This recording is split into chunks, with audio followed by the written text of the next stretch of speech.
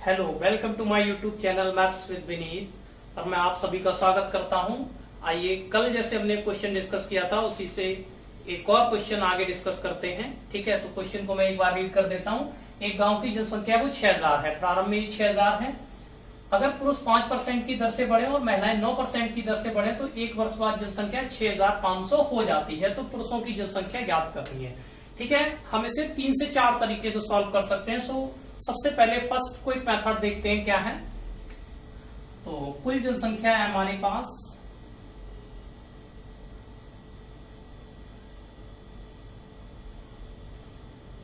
6000।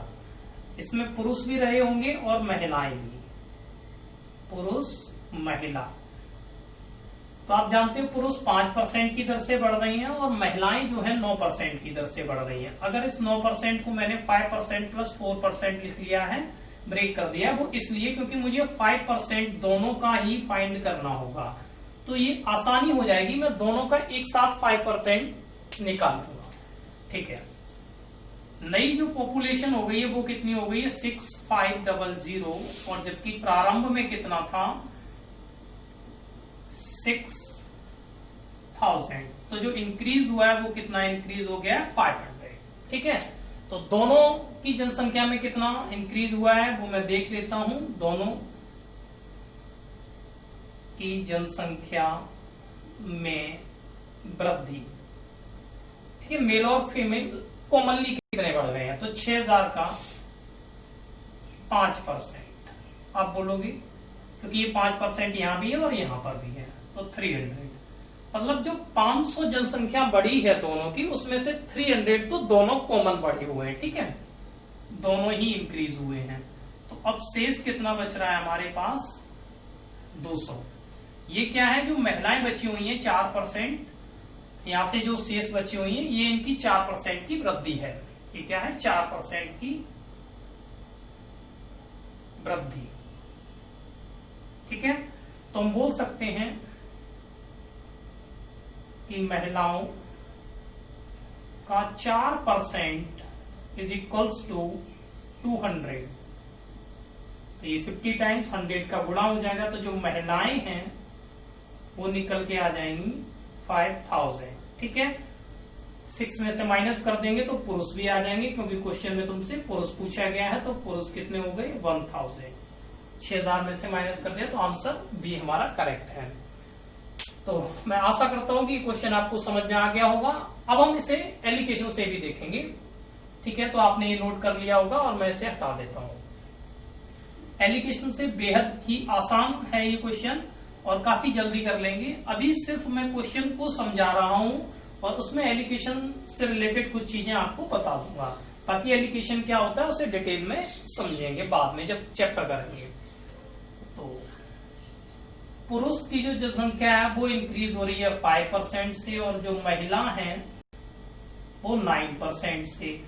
तो इनकी जो पॉपुलेशन है वो 5% से इंक्रीज हो रही है, महिलाओं की 9% से। अगर हमें ये पता चल जाए कि इन दोनों की कितनी हुई है, क्योंकि एलिगेशन लगाते हैं तो यहाँ इनका एवरेज रखा जाता है, एवरेज। तो वो दोनों का अगर हमें पता करना है तो वो देखो दोनों का कैसे निकल जाएगा कि औसत रेट कि एवरेज ये किस दर से बढ़े होंगे।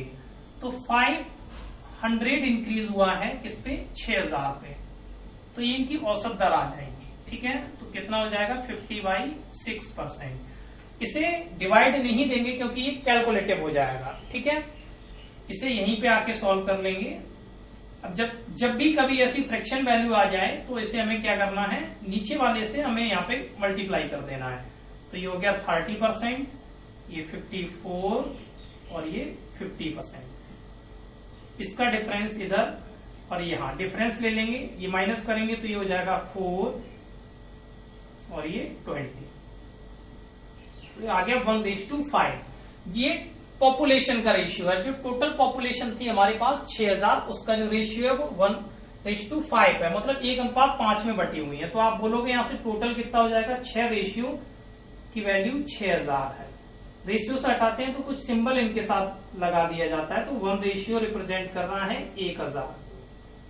अब उसने हमसे पुरुष पूछा है तो पुरुष का रेशियो दे रखा है 1 रेशियो, जो कि हमारे पास आया है 1000। यही हमारा आंसर है। आई होप कि आपको ये भी क्लियर हो गया होगा। अब इसी एलिकेशन को मैं और दूसरे तरीके से इसमें पुट कर सकता हूं, तो मैं उसे देखता हूं। ठीक है, तो मैं इसे रफ कर रहा हूं। और ये दूसरा मेथड है, ये आपको साधारण ब्याज जो चैप्टर है उसमें कई जगह पे हेल्प करेगा। कई तरीके के क्वेश्चन इससे निकालेंगे और नंबर सिस्टम में। अगर मैं ऐसा मान लेता हूं कि टोटल के टोटल जो 6000 हैं वो पुरुष हैं, तो पुरुष किस रेट से बढ़े हैं? 5%। तो 6000 का 5% अगर मैं देखूंगा तो ये होता है 300। ठीक है, जैसे आप कैलकुलेशन डायरेक्ट कर सकते हो कि एक अंक बाद अगर हम पॉइंट लगा देते हैं तो ये 10% की वैल्यू होती है, हाफ कर देंगे 5% आ जाएगा। और 6000 का अब हम निकाल लेते हैं 9%। ऐसा हमने लेट कर लिया है कि अब की बार ये पूरी की पूरी 6000 जो पॉपुलेशन है वो महिलाएं नहीं होंगी। तो ये हो गया 540। और दोनों कितने हैं? टोटल जो इंक्रीज हुआ है वो 500। दोनों यहां रख देंगे बीच में, इनका डिफरेंस ले लेंगे तो ये आ जाएगा 40 और ये 200। फिर से अगर हम इसे डिवाइड लगाएंगे तो 1:5। और ये आप जानते हैं जनसंख्या का रेशियो आया, टोटल जनसंख्या 6000 है, यहां से टोटल करेंगे तो 6 रेशियो की वैल्यू 6000 है, तो 1 रेशियो आ गया हमारे पास 1000।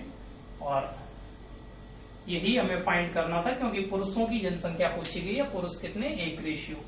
ठीक है, तो ये 3 तरीके से हमने देखा। आप इसे ऑप्शन से भी कर सकते हैं और बेसिक एक्स मान के भी कर सकते हैं। तो इनमें से आपको जो भी पसंद आए आप उससे सॉल्व करें। चलिए, तो नेक्स्ट क्वेश्चन डिस्कस करते हैं। Next question time and work से है और इस क्वेश्चन को देखते हैं। इसे भी मैं 2-3 मैक्सिमम तरीके से कर सकता हूं, 3 तरीके से हो जाएगा। आप देखते हैं, सबसे पहले इसे शॉर्टेस्ट मेथड से देखते हैं आप। ठीक है, तो क्वेश्चन को रीड कर लेते हैं एक बार। ए और बी किसी काम को 10 और 12 दिनों में कर सकते हैं। ए और बी ने एक साथ मिलकर काम शुरू किया और 3 दिन बाद ए ने काम छोड़ दिया है। और काम को पूरा होने में कुल कितना समय लगेगा? कुल टोटल समय पूछा गया है, तो सबसे शॉर्टेस्ट मेथड है इसको करने के लिए कुल समय में निकालना है कि कुल समय कितना लगा है। तो कुल समय आप जानते हो निकालने के लिए टाइम एंड वर्क के सारे क्वेश्चन या तो हम एलसीएम मान के सॉल्व करते हैं या बेसिक मेथड अगर आप जानते हो तो टोटल काम को हम 1 मान लेते हैं, लेट करते हैं फिर सॉल्व करते हैं। तो मैं इसे अभी बेसिक से ही शॉर्टकट तरीके से बता रहा हूं। मैंने टोटल काम को 1 लेट कर रखा है कि टोटल काम 1 था, इसमें से जो छोड़कर चला गया उसके काम को मैं माइनस कर दे रहा हूं। तो आप जानते हो कि ए से 10 दिन में कर रहा था और 3 दिन बाद ए चला जाता है, तो ए का 1 दिन का काम कितना होगा? 1/10। और अगर मुझे 3 डेज का निकालना है तो 3/10। तो 3 दिन में उसने कितना कर दिया होगा? 3/10 पर इंटू शुरू से लेके एंड तक कौन लगा रहा है? तो आप बोलोगे बी। तो बी कितने दिन लेता है? 12। सॉल्व कर दो इसे, तो 10 में से 3 जाएगा तो 7/10 इंटू 12। 2 से ये सॉल्व हो जाएगा और ये आ जाएगा तुम्हारे पास 42/5। 8 सही 2/3 दिन हमारा, सॉरी 8 सही 2/5 ये हमारा आंसर है। तो आपने देखा सबसे जल्दी इस मेथड से हम इसे कर सकते हैं। इस पैटर्न पे कई एक सवाल बनते हैं, जब मैं कराऊंगा तब आप देखना कि ए भी चला जाता है और बी इतने दिन बाद चला जाता है। तो ऐसे सारे क्वेश्चन हम इस पैटर्न से कर सकते हैं कि टोटल वर्क 1 था, जो काम करके जा चुका है उसका हम माइनस कर देंगे, इंटू जो शुरू से एंड तक लगा रहा है उससे इंटू कर देंगे। चलो अब हम इसे नेक्स्ट तरीके से देखेंगे जो हमारा एलसीएम मेथड हम जिसे बोलते हैं। ठीक है, आई होप आपने ये नोट कर लिया होगा। ठीक है, एलसीएम मेथड क्या होता है कि जैसे ए किसी काम को 10 दिन में और बी किसी काम को 12 दिनों में कर सकता है, तो टोटल वर्क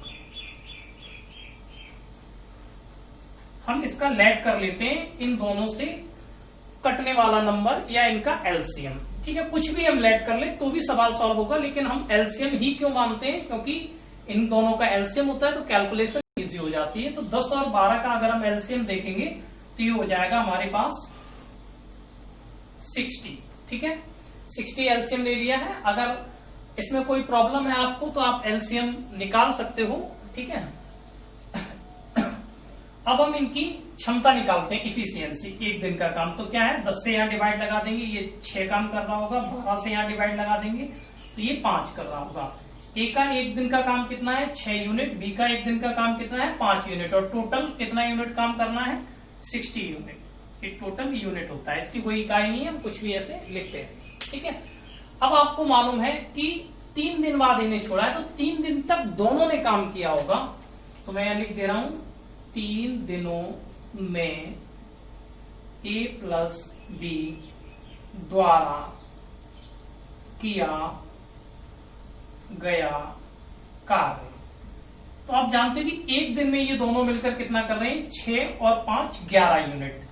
तो 3 दिनों में इन्होंने कितना कर दिया होगा, 33 यूनिट। अगर 33 यूनिट हम यहां से माइनस कर देंगे तो ये हमारे पास बचता है जो रिमेनिंग वर्क, वो कितना आ जाएगा, 27, ठीक है। तो शेष कार्य कौन करेगा, बी, शेष कार्य को बी करेगा। वो कितने दिन में कर देगा, तो 27 वर्क है और उसकी इफिशियंसी कितनी है, 5। वो एक दिन में 5 काम करता है, तो ये इसे कर देगा 5 सही 2/5 दिन, ठीक है। 5 सही 2/5 दिन में ये से समाप्त कर देगा। अब उसमें क्वेश्चन में पूछा गया है, कई बार हम क्या करते हैं, जब हम इस मेथड से करते हैं तो जल्दीबाजी में होते हैं, यही आंसर को टिक कर देते हैं जैसा पहला ऑप्शन दे रखा है, लेकिन नहीं, यहां आपको ये ध्यान देना है कि काम को पूरा होने में कुल समय कितना लगा, कुल टाइम। आप जानते हो कि 3 दिन ये लगे हुए हैं और टाइम ये लगा हुआ है, तो कुल समय जो होगा वो हो जाएगा 3 + 5 होल 2/5, तो ये हो जाएगा 8 सही 2/5, ठीक है। आई होप आपको ये समझ में आ गया होगा। और अगर हम एलसीएम से इसे करना चाहें तो एक और तरीके से कर सकते हैं, तो वो भी देख लेते हैं। मैं इसे रफ कर रहा हूं, ठीक है।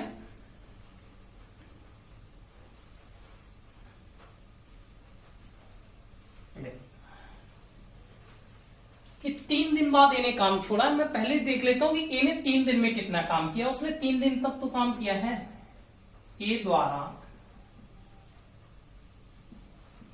3 दिनों में किया गया कार्य, 3 दिनों में कितना कार्य कर लेगा ये, आप देखो एक दिन में ये कितने यूनिट काम करता है, 6, तो 3 दिन में इसने कितना यूनिट कर लिया होगा, 18 यूनिट। ये 18 यूनिट काम करेगा, ठीक है। 18 यूनिट इसने काम डन कर दिया। हमें टोटल 60 यूनिट काम कंप्लीट कराना था, उसमें से 18 यूनिट तो ए ही कर गया था जब वो गया था, तो ये 18 तो हो गया है, इसे माइनस कर दो, तो रिमेनिंग कितना आ गया, जो बचा हुआ है 42 यूनिट। अब सिर्फ इसे जो 42 काम है इसे कंप्लीट कौन करेगा, बी, और वो शुरू से एंड तक काम कर रहा है, तो ठीक है। तो बी से कितने दिन में कर देगा, ये आप देखें 42 डिवाइड बाई उसकी क्षमता कितनी है, एक दिन में कितने यूनिट काम करता है, 5, तो 5 से डिवाइड करेंगे तो ये आ जाएगा 8 होल 2/5 डेज, ठीक है। क्योंकि बी शुरू से लेके एंड तक करता रहा है, तो इसीलिए ये कुल समय है, ठीक। 8 सही 2/5 दिन। इसके बाद भी आप इसे बेसिक मेथड से कर सकते हो, बिल्कुल बेसिक, सिंपली, जैसे x मान के, तो मुझे नहीं लगता कि उसकी आपको कोई जरूरत होगी। इनमें से जो भी आपको ठीक है आप उसे फॉलो कर सकते हैं। आइए नेक्स्ट क्वेश्चन को और डिस्कस करते हैं। एक और लास्ट क्वेश्चन देखते हैं, रेशियो से है और काफी अच्छा क्वेश्चन है। टाइम एंड वर्क में भी इस टाइप का क्वेश्चन यूज हो जाता है, ठीक है। तो हमें रेशियो सबसे पहले बताना है a is equals to b plus c/2, b is equals to a plus c/4, then find the ratio of ABC. ABC का रेशियो फाइंड करना है। अगर हम देखेंगे यहां से a अपॉन में b प्लस c हो जाएगा, ये हो जाएगा 1/2, ठीक है। और अगर इसी तरीके से मैं इसकी बात करूंगा तो ये हो जाएगा b अपॉन में a plus c is equals to 1/4। यहां से ये इतना आसान नहीं है कि आप सीधा सीधा रेशियो रख दें, क्योंकि अगर आप a को 1 मान रहे हैं, जस्ट नॉर्मली हम क्या करते हैं, इनकी वैल्यू ये मान लेते हैं कि a ये रहा होगा, b ये रहा होगा, तो आप समझदार हैं। अगर आप a को 1 मान रहे हैं और a की वैल्यू यहाँ 1 रखेंगे तो c 3 हो जाएगा, जबकि यहाँ पर b प्लस c कितना दे रखा है, 2, तो इसका मतलब ये रेशियो ठीक नहीं है। तो इस कंडीशन में हमें क्या करना है कि हमने सबसे पहले देखना है कि यहाँ पे एबीसी 3 ही व्यक्ति हैं। जैसे कि मैं मान ले रहा हूँ कि ये कोई 3 व्यक्ति है, मैंने कोई सैलरी बांटी जा रही है रेशियो में, और यहाँ पर भी ये एबीसी 3 है। तो इनका मतलब क्या है कि जो रेशियो होगा वो इनका इक्वल होना चाहिए। टोटल जो इनका है अमाउंट जो भी दिया जा रहा होगा रेशियो में वो इक्वल होना चाहिए, जबकि यहाँ पे इक्वल नहीं है। ये देखो 2 और 1 3 रेशियो हो रहा है, ये 4 और 1 5, तो सबसे पहले हम इसे इक्वल कर लेंगे। इस टाइप के क्वेश्चनों में इन्हें इक्वल करना होता है, जैसे ही हम इक्वल करेंगे रेशियो ऑटोमेटिक बन जाएगा। तो इक्वल करने के लिए एक बहुत अच्छा तरीका होता है कि इसका टोटल कितना हो जाएगा, 4 और 1 5। तो 5 से आप ऊपर नीचे मल्टीप्लाई कर दें तो ये रेशियो हो जाएगा आपका 5/10, और ये कितना हो रहा था टोटल, 2 और 1 3। 3 से अगर ऊपर नीचे मल्टीप्लाई करेंगे तो ये हो जाएगा 3/12। अब अगर हम टोटल इनका देखेंगे तो ये देखो कितना हो रहा है, 10 और 5 15 और 12 और 3 15। मतलब अब जो भी कह लें कि चाहे अमाउंट हो या सैलरी हो, जो भी इन्हें दिया जा रहा है 15 रेशियो में यहाँ भी दिया जा रहा है, 15 रेशियो में यहाँ भी दिया जा रहा है। अब ये इक्वल ही है। अब हम रेशियो को देख लेते हैं। तो आप देखेंगे ए का अगर मैं 5 रेशियो मान रहा हूं, कि अगर मैंने मान लिया कि ए का 5 है, बी कितना है, 3 है रेशियो में, ठीक है। तो अब मैं सी का अलग कर सकता हूं, चाहे आप यहां से निकाल लें चाहे यहां से निकाल लें। देखो कैसे निकल आएगा, बी प्लस सी टोटल कितने रेशियो दिखा रहा है हमें, 10। बी प्लस सी, बी कितना है 3। अगर बी 3 या 10 में से हटा देंगे तो सी का कितना आ जाएगा 7, और यही हमारा आंसर हो जाएगा। चाहे आप यहां से भी इसे अलग कर सकते हो कि a प्लस सी कितना दिखा रहा है 12, इसमें से a का कितना है 5। अगर 12 में से 5 हटा देंगे तो c का कितना आ जाएगा 7। ठीक है, तो आज एंड करते हैं इसी क्वेश्चन के साथ, बाकी नेक्स्ट वीडियो में देखेंगे।